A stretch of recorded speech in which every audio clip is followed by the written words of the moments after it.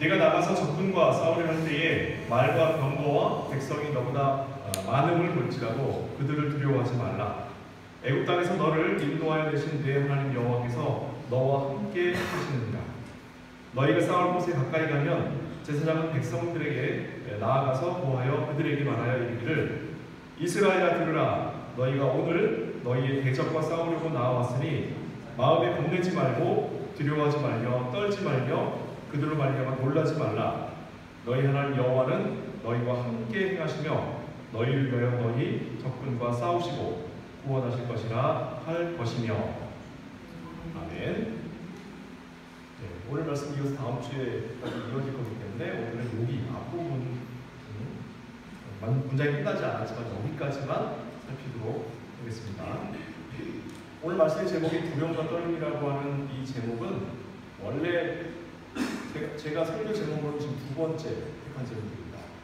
원래 첫 번째 다뤘을 때는 이 두려움과 떨림의 대상인 하나님과 그 하나님께 신앙하는 것을 우리가 두려움과 떨림으로 해야 된다라고 하는 취지로 살폈었습니다. 그러면서 예로 네덜란드의 철학자였던 키르케고르의 책 두려움과 같은 제목의 두려움과 떨림 혹은 공포와 전율이라고 하는 제목의 내용을 좀 소개한 적이 있었습니다. 오늘은 그 하나님께 신앙하는 내용이 아니라 참으로 우리가 두려움과 떨림의 대상이 누구여야 하는가를 살펴야 되는데, 왜냐하면 지금 우리가 신명기 19장의 이야기와 이어져서 신명기의 맥락은 우리의 신앙의 디테일한 부분을 다루고 있는 게 아니라 우리의 신앙의 대상과 우리가 어떻게 신앙을 할 것인가에 관한 태도에 관한 얘기를 다루고 있기 때문에 오늘은 그 부분에 좀 포커스를 맞춰서 말씀을 살피도록 하겠습니다. 그래서 오늘 설교를 그 두려움과 떨림에 관한 내용을 기대하는 분들은 목사님 설교하시다 마시나 싶을 수도 있습니다. 그러나 그것이 아니라 방향이 어디에 있는가를 잘 보고 따라오시기 바랍니다. 우리 지난주까지는 도피성을 배경으로 첫 주에는 살인하지 말라라고 하는 내용의 말씀을 살폈습니다. 그래서 혹시 우발적으로 살인한 경우에 하나님께서 도우시는데 그리스도께서는 의도적으로 살인하는 우리조차도 구원하시는 제사장과 하나님의 율법보다 더 우월하신 분이시다라고 하는 내용을 살폈었고, 그 다음 주에는 도둑질하는 문제에 관하여 살피면서 도적질은 약한 자가 못 가진 자가 자신의 결핍을 채우기 위해서 도둑질하는 것에 대한 성경이 금하고 있는 게 아니라 가진 자가 더 가지기 위하여 약한 자를 핍박하고 그의 것을 빼앗는 것을 도둑질이라고 성경이 지적하고 있으며, 왜 그 얘기를 우리에게 하느냐라고 할 땐 우리가 하나님의 말씀과 하나님의 소유한 자로서 세상에 대하여 가진 자이기 때문에 그렇다라고 말씀을 살폈었습니다. 이거 계속 같이 가져가셔야 됩니다. 그 다음에 지난주에는 거짓 증언하지 말라고 해서 이 거짓 증언이 그 전에 도둑질하는 것과 연결되는데, 가진 자가, 힘 있는 자가, 능력 있는 자가 약한 자의 것을 뺏는 방법으로 사용하는 것이 뭐냐면 거짓 증언하는 가짜 증인들이다 이 방식이었습니다. 그래서 이 거짓 증언하는 방식은 곧 하나님께서 원래 그에게 주시고 그 이웃에게 주신 것을 부정하는, 그래서 내가 하나님으로부터 받지 않은 것에 대하여 탐하는 마음이기 때문에 그 자체가 거짓 증언하는 것과 도둑질하는 것과 살인하는 것은 그 자체가 우상 숭배다라고 하는 걸 우리가 지난주까지 살폈었습니다. 그 맥락에 따라 오늘 본문으로 넘어갈 때에는 적군과 싸울 때에 너희가 그들의 병거가 많고 그들의 말이 많고 그들의 수가 많은 것에 겁먹지 말라. 아니, 지난주까지는 우리가 강자였는데 갑자기 이번 주 본문으로 넘어오면서 우리가 약자가 되고 있습니다. 지난주까지 강자였던 자가 갑자기 약자가 되는 이유가 뭔가, 이 부분을 우리가 정확하게 맥락을 파헤쳐야 됩니다. 이 부분을 잘 확인을 해야 왜 강자였다가 약자가 되는가, 약자였다가 강자가 되는가, 그러면 그냥 우연이구나, 우리는 그냥 약자일 뿐입니다 라고 우리가 스스로를 폄하하고 스스로를 낮춰서 생각하게 된다는 거죠. 오늘 본문 말씀은 지난주까지의 말씀과는 어떻게 맥락이 같은 연결이 되고 있으며 어떻게 나누어지는가를 봐야 됩니다. 그러면 지금 이 말씀의 대상이 되는 자들이 누구냐를 봐야 되는데, 지금 적군과 싸우려고 하는 이 지금 여기서 말하는 적군은 가나안 땅에 들어갔을 때 그들에게 침공해 오는 애굽이나 가나안이나 블레셋이나 아수르나 이런 주변의 에돔이나 대강대국들을 의미하는 게 아니에요. 지금 이스라엘 백성들이 가나안 땅으로 들어가서 싸울 자들, 가나안 족속들입니다. 그들이 누구냐면 20장 17절에 언급이 되어 있어요. 오늘 본문 조금 밑으로 내려가시면 17절에 이렇게 있습니다. 곧 헷 족속, 아모리 족속과 가나안 족속과 브리스 족속과 히위 족속과 여부스 족속을 진멸해야 할 대상입니다. 진멸해야 할 대상이에요. 근데 그 진멸해야 할 대상이 우리에게 대하여 많은 말과 많은 병거와 많은 병사를 쳐들어온다 하더라도 여기 겁먹지 마라 이런 말.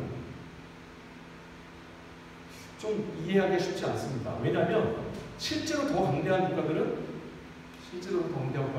애국, 아수르, 블레셋, 나중에 바사, 로마 이런 강대국들이 있는데 이건 뭐 이름도 익숙치 않은 이게 누구냐면 가나안 7족속이라는데 여기는 6족속밖에 안 나왔지만 나중에 이제 다 포함하면 7족속이 나오는데 그 7족속들을 이야기하는데 이거는 사실은 불황민들이에요. 굉장히 소수민족들이에요. 이스라엘 백성들이 가나안 땅에 들어가서 사사기 동안에만 이들과 싸우느라고 고생을 하고 사사기 끝나면 이 족속들은 이름이 사라져버립니다. 그래서 성경에 나오지 않아요. 그러니까 이들을 하나님이 멸하신 게 분명해요. 그런데 왜 이들과 싸울 때 두려워하지 말라는 말이 나옵니다. 자, 그 근거를 한번 살펴봐야 되겠습니다. 그 근거를. 자, 이와 같은 내용이 어디에도 나오냐면 신약에도 나오는데 로마서 8장으로 나오거든요. 신약 성경입니다. 로마서 8장 31절부터 34절까지 말씀입니다.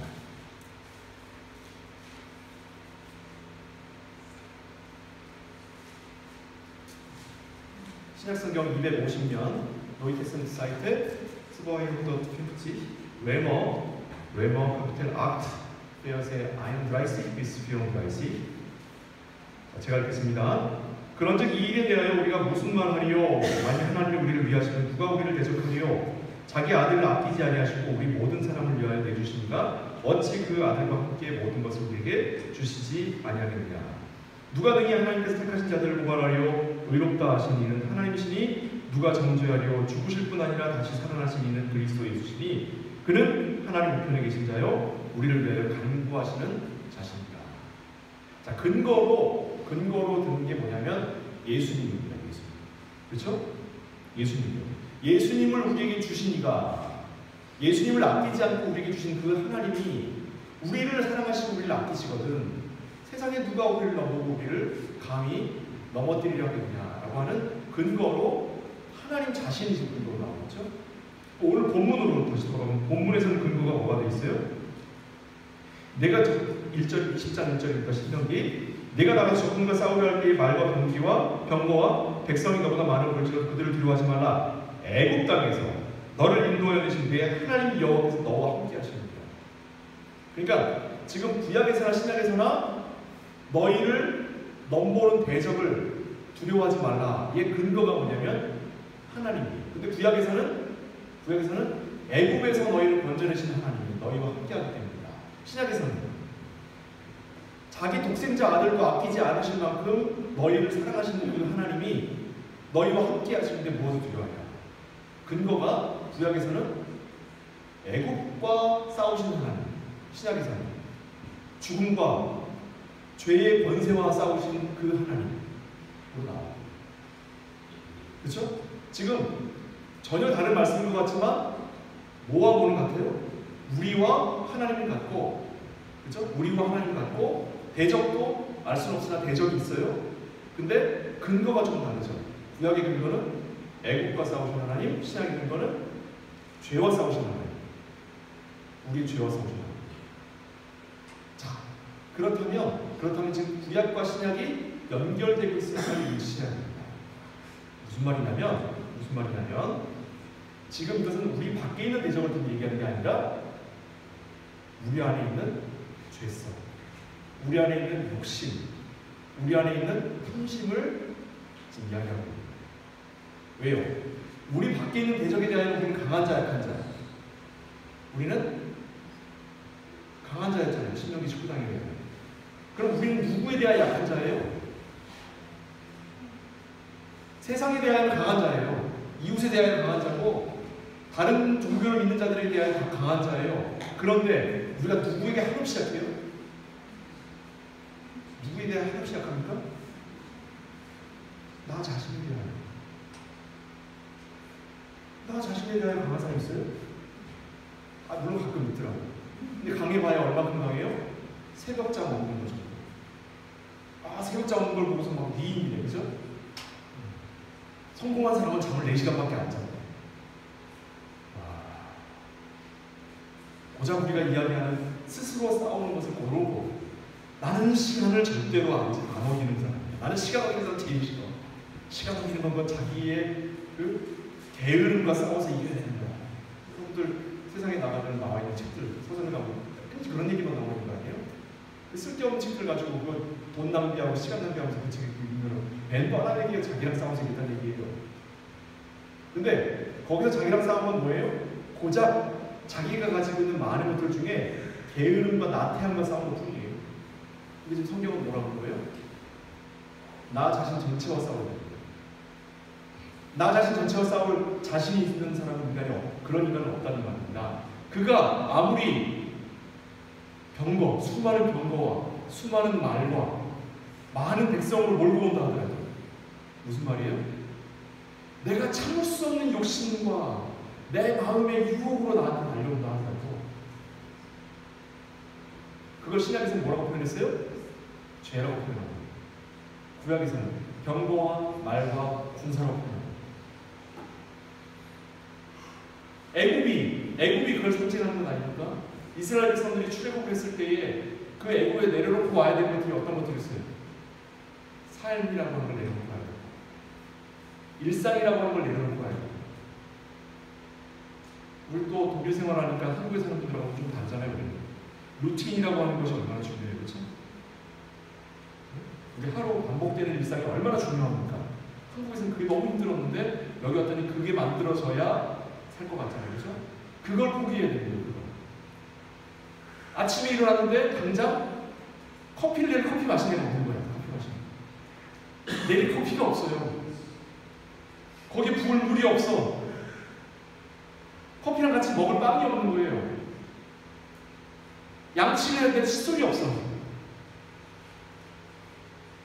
치약을 구하려면 어떻게 해야 되는지 몰라요. 아침에 갈아입을 옷이 없어. 그런 상태로 출발해야 돼요. 어디로 가는지 몰라요. 옷을 갖춰 입고 신발을 갖춰 신어야 되는데 그것도 내가 알 수가 없어.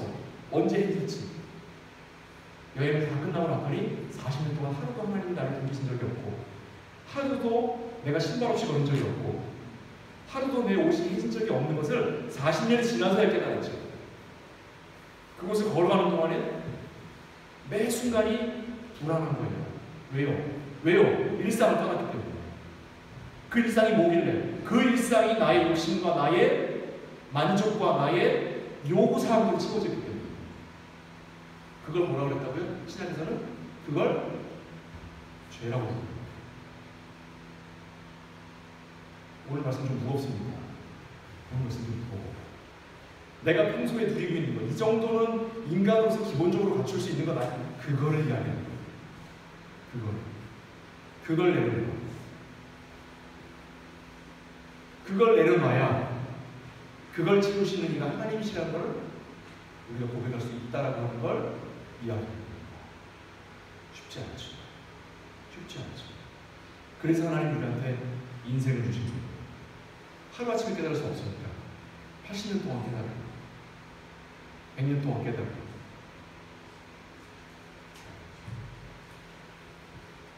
세상에서 가장 강한 권세를 가진 애굽도 꺾으신 하나님이 너희와 함께 하신다. 무엇을 두려워할 것인가? 자기 독생자 예수도 아끼지 아니하신 분이 너희와 함께 하신다. 무엇을 두려워할 것인가? 구약의 약속의 말씀이고 신약의 약속의 말씀입니다. 하나님이 우리를 구원하실 때에, 하나님이 애굽에서 이스라엘 백성들이 데리고 나올 때 애굽에 살고 있던 그 이스라엘 백성들은 자신들에게 불편한 걸 전혀 몰랐어요. 오늘날 고고학의 발견에 의하면 그 피라미드를 만들었던 그 당시에 애굽의 복지가 오늘날 복지 시설이 제일 잘 되는 스웨덴이나 이런 나라의 복지보다 훨씬 낫대요.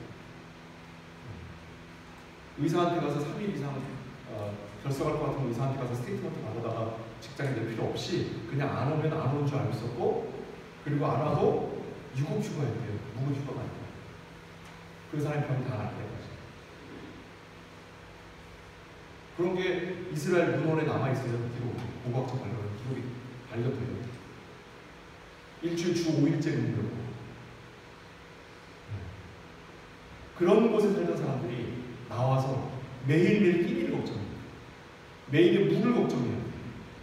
그러니 그들이 광야 생활하면서 감사합니다라고 한마디 할 수 있어요? 없지요. 그러니까 원망하는 거 아니에요? 원망하는 자리에다 불러다 놓고선 네가 원망한다고 하나님이 한 대 치고, 궁시렁거린다고 한 대 치고, 이게 광야 생활이에요. 왜요? 왜 그렇게 하셨어요? 왜 그렇게 하셨어요? 우리의 일상을 하나님께서 요구하셔요. 우리 일상. 이 정도는 내가 하나님한테 기도하지 않아도 내가 번 돈은 살 수 있잖아 라고 생각하는 그 일상을 하나님이 내놓으라고 하셨어요.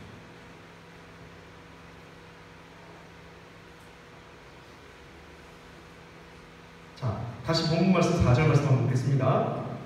그러면 하나님께서 무엇 때문에 나의 일생을 가져가시면서 무엇으로 우리에게 그 일상에 상응하는 것을 우리에게 채워주시느냐 4절에 나와 있습니다. 신명기 20장 4절이에요. 필리토 모세스 카피텔 20 Vers 4 함께 읽겠습니다. 시작.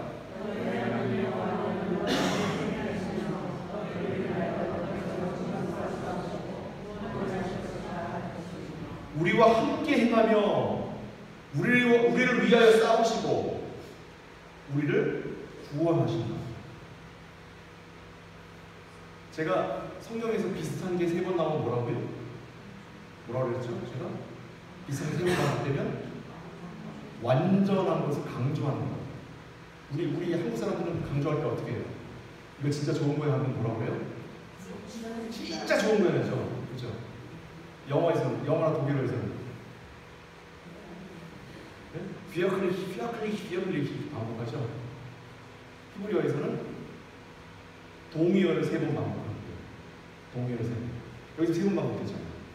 하나님 우리와 함께 하시되 얼마큼 함께 하신다고요? 완전히 함께 하신다. 빈틈을 남겨두지 않으신다. 저는 어릴 때 저희 어머님이 제가 뭔가 이렇게 실수를 하거나 뭘 나쁜 걸 생각을 하면 너 하나님 다 보고 계셔. 하나님 나와 함께 하시는 건 나한테 불편하고 무서운 거였어요. 우리 부모님도 자녀에게 그렇게 가르치지 마세요.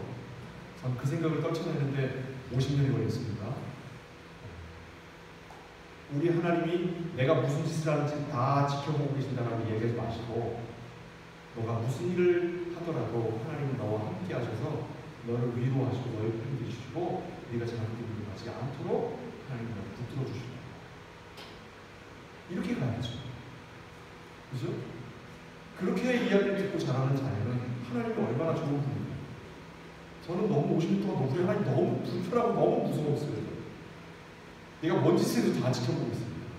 지금도 문득문득 떠올라요. 지금도 우리 안에 손을 잡으려고 하면 하나님 쳐다보고 있으면 어떡하지? 주머니도 다시 집어넣고.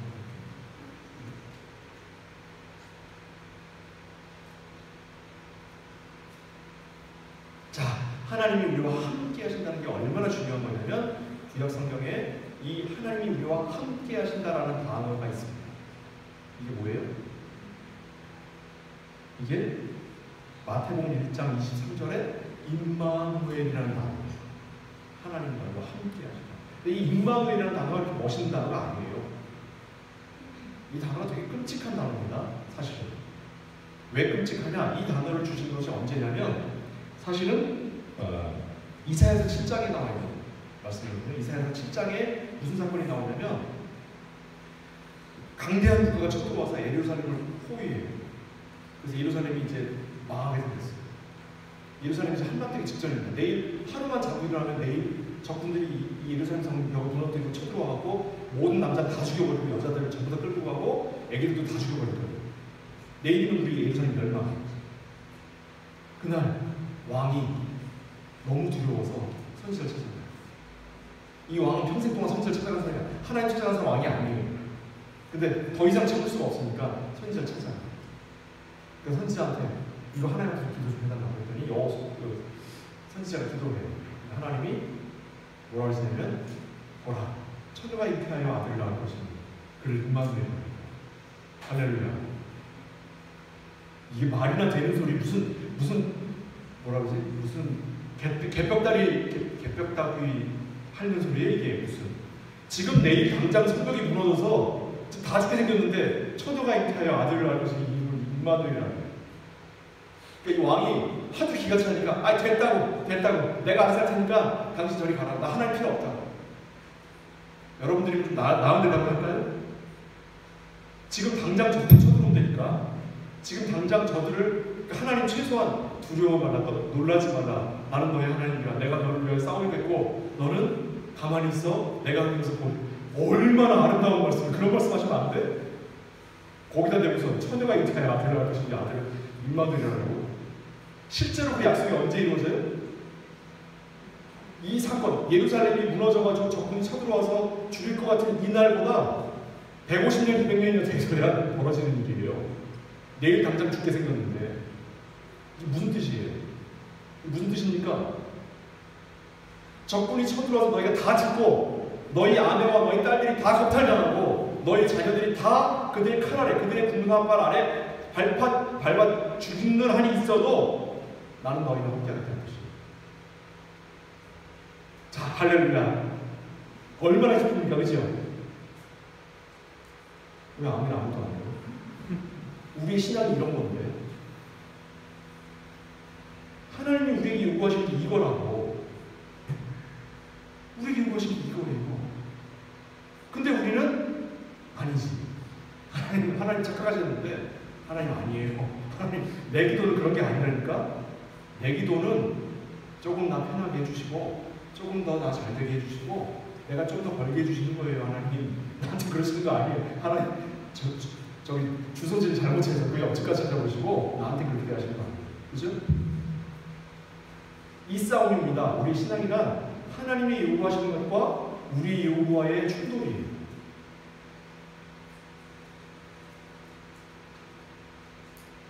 우리가 가진 자고 우리가 강한 자인 이유는 적이 우리를 쳐들어왔을 때 저들을 물리칠 수 있기 때문에 강한 자가 아니고 우리가 가진 자가 아니에요. 우리가 강한 자인 이유는 우리가 가진 자인 이유는 우리의 생명이 없어진다 하더라도 우리가 가진 것을 모두 다 빼앗긴다 하더라도 내게 아무것도 남지 않는다 하더라도 끝까지 나와 함께 하시는 이가 누구시다? 하나님이시라고 하는 것 때문에 우리가 가진 자예요. 이걸 확인하기 위해서 하나님이 우리에게 일상을 요구하시는 거예요. 나는 그 정도는 하나님 채워주셔야지. 이 정도는 채워주셔야 하나님을 믿는 사람 받지 않겠어요? 하는 바로 그 마음을 하나님 꺾으시는 거예요. 바로. 큰일 났다. 잘못 들어갔다. 불교 갈 거예요. 불교 가면 누구보다 안 돼. 네, 빨리 짐 싸시기 바랍니다.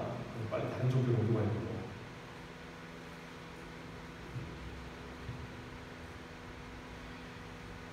임마누엘의 약속은요, 국가와 민족과 사회와 정치와 경제적인 풍요로움과는 별을 달리 하는 영적인 가치입니다. 원래 기독교라고 하는 것은 구약에서는 애굽의 지배와 블레셋의 침공과 바벨론과 바사의 지배 아래서 견뎌온 바로 그와 같은 곳에서 발생한 하나님의 은혜와 하나님의 사랑으로 그들이 견뎌내는 그와 같은 신앙이에요. 신약에서는 어땠습니까? 로마의 지배와 동족인 유대인들의 차별 속에서 인내해오면서 성장해온 게 기독교예요. 그래서 기독교는 그 뿌리부터 압박과 핍박과 고난과 역경을 견뎌내는 것이 기독교 신앙의 사실 뿌리예요. 누구와 함께? 하나님과 함께. 근데 한국의 기독교는 조금 다르게 시작했어요. 한국 기독교는 어떻게 시작했냐면 일제의 지배와 한국전쟁으로부터 모두가 다 가난한 상태에서 모든 걸 다 빼앗긴 상태에서 교회를 가서 거기에서 열심을 다하는 신앙생활을 보이면 조금씩 삶이 나아집니다. 공교롭게도 기독교 국가들이 우리나라를 원조해주고 도와줬기 때문에 교회를 가면 이익을 얻었어요. 교회를 가면 빵을 줬어요. 교회를 안 가면 굶었는데 교회를 가면 초콜릿을 주고 교회를 가면 빵을 주는 거예요. 교회를 가면 최소한 점심을 굶지 않는 거예요. 교회를 다니기 때문에 이익을 얻었단 말이에요. 이게 훈련이 돼가지고 한국 기독교는 하나님이 우리의 이익을 채워주시고 우리의 손해를 막아주시고 우리한테 조금 더 덤으로 무언가를 주시는 분으로 착각을 하는 거예요. 하나님은.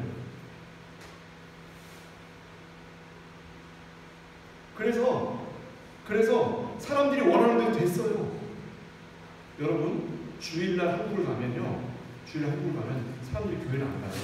요즘은 서울 어딜 가도 주일날 막 가게도 다 열고 막 북적북적해요.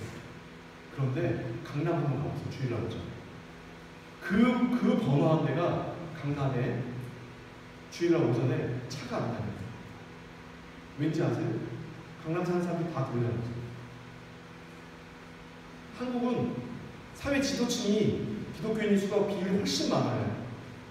왜 그럴까요? 예수 믿어서 교회에서 이익을 얻은 사람들이에요. 우리 7월 17일이 무슨 날입니까? 제헌절이라고 해요. 제헌절. 한국의 헌법을 정한 날인데 그게 이제 우리나라 국회가 처음 시작해가지고 한 거예요. 그 첫 국회가 열릴 때 이승만 대통령이 의회 연설을 하기 전에 기도하고 시작했어요. 너무 은혜롭죠. 대한민국은 국가가 시작할 때 기도하고 시작했으니까 이거 기독교가 그 얘기가 아니에요. 그 얘기가 아니에요. 이래 다 기독교입니다. 그래야 미국이 도와주고 그래야 잘 살게 되고 그래야 나라가 안정되고 그래야 우리가 풍요로워질 거야 라고 하는 무언의 약속입니다. 첫 국회의원의 70%가 기독교인이에요. 그리고 국회가 시작되고 80%로 늘어나요. 원래 해방되기 직전에 한국 기독교인이 5%였어요. 5%. 근데 1948년도 9년도에 집계한 수에 의하면 한국의 기독교인이 40%였어요. 인구가 40%가 기독교인. 무슨 일이 일어났길래 3년 만에 기독교인이 5%에서 40%로 성장할까요? 무슨 일이 일어났길래? 미궁정이 되어서 우리에게 이익을 줬기 때문에 이 얘기 길게 할 필요가 없습니다. 그러나 꼭 기억하시기 바랍니다. 이건 기독교가 아니라 이건 정치적인 거고 이건 물질적인 것 뿐이에요. 참으로 우리가 필요로 하는 우리가 믿고 우리가 하나님께 신앙하는 것은 이런 물질적인 게 아니라 영원한 생명이며 영적인 가치인 거예요. 물론 하나님이 영적인 가치를 위하여 우리에게 물질적인 축복을 줄 수 있습니다. 그러나 그건 부수적인 거예요. 그건 빵부수적인 거예요. 본질은 뭡니까? 본질은 하나님 자신입니다. 하나님과 우리의 관계인 거고 우리가 전적으로 하나님을 의지한다는 거예요. 하나님께 우리 일상을 내어놓고 하나님은 하나님 자신을 우리에게 내어주시는 하나님을 소유하고 하나님의 소유가 되는 서로 소유하는 관계입니다.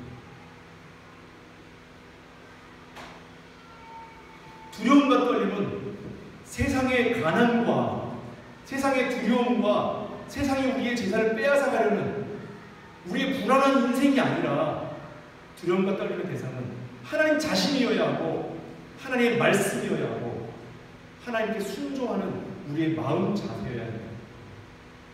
두려움과 떨림의 대상이 세상이 아니라 하나님 자신이 있어야 하는 것이 바로 우리가 가야 할 신앙의 길이라고 하는 걸 꼭 기억하시기 바랍니다.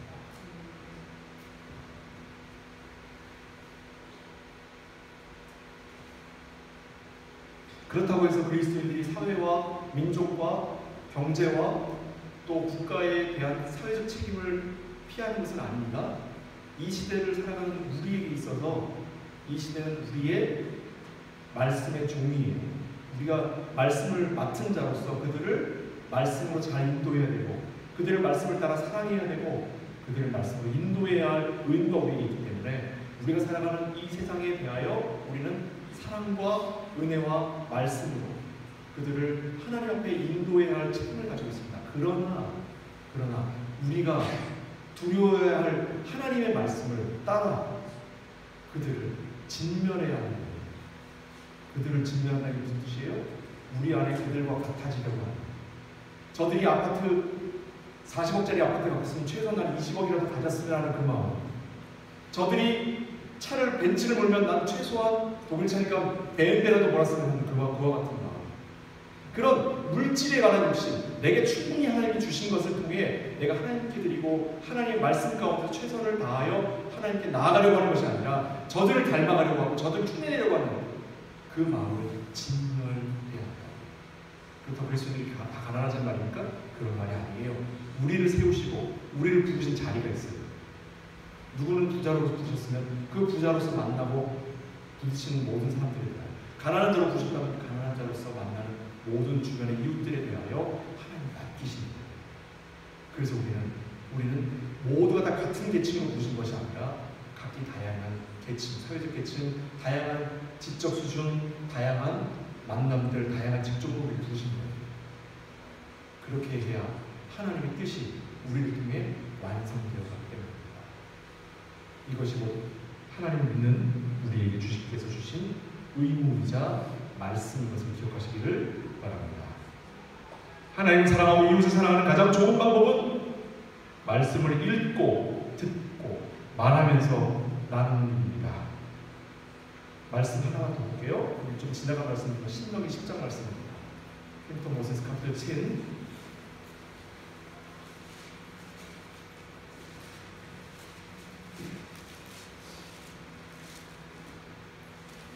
신명기 10장 12절과 13절 말씀 함께 읽겠습니다. 하나님이 우리에게 원하시는 것 우리 외면하지 마시고 이 하나님이 원하시는 것에 귀를 기울이시기 바랍니다. 읽겠습니다. 시작.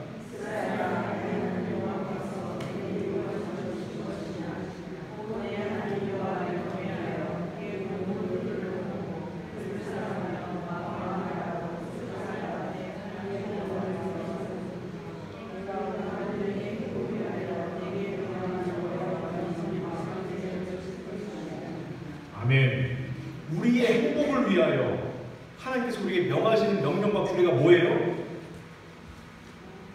내 이웃을 사랑하라. 내 이웃을 사랑하라. 내 이웃을 사랑하는 가장 좋은 방법이 뭐예요? 가진 재산을 나누는 것도 좋은 방법입니다. 가진 것들을 주는 것이 참으로 좋은 방법이지만 그보다 더 좋은 방법은 말씀을 나누는 거예요. 말씀 안에서 말씀을 누리는 자로서 말씀을 가진 자로서 이웃을 사랑하시기 바랍니다. 사랑함으로 저들이 우리를 미워하는 그 미움을 이겨버리시기 바랍니다. 우리에 대해 친추하는 마음을 이겨버리시기 바랍니다. 그리고 우리 안에 우리가 도무지 감당할 수 없는 군사와 병거와 말로 쳐들어오는 나의 욕심과 나의 나됨을 두려워하지 마시고 그리스도의 말씀, 하나님의 말씀을 따라 그 대적과 싸우시기 바랍니다. 그 싸움은 우리가 스스로 하는 것이 아니라 하나님이 우리를 대신해서 싸우시는 것일 겁니다. 이제 욕심에 지지 않고 혹 욕심 때문에 우리가 포기하는 일이 생긴 것처럼 보인다 하더라도 내려놓지 마시기 바랍니다. 이 일은 하나님께서 우리 인생을 통해 우리의 승리와 하나님의 승리를 보이시며 하나님 우리의 하나님 되심을 우리에게 알리시는 하나님의 약속의 말씀입니다. 기도하겠습니다. 사랑하는 아버지 하나님, 우리는 늘 내가 하고 싶은 것, 내가 먹고 싶은 것, 내가 가지고 싶은 것에 져서 누군가의 마음을 아프게 하고 누군가의 손을 부끄럽게 한 적은 한 것이 얼마나 많은지 우리가 되돌아봅니다. 이 모든 것들이 사실은 하나님께서 우리에게 요구하시는 것인데 나는 그것을 놓지 못하고 꼭 붙들고 살아가는 것은 아니죠. 다시 한번 기억하게 해주옵소서.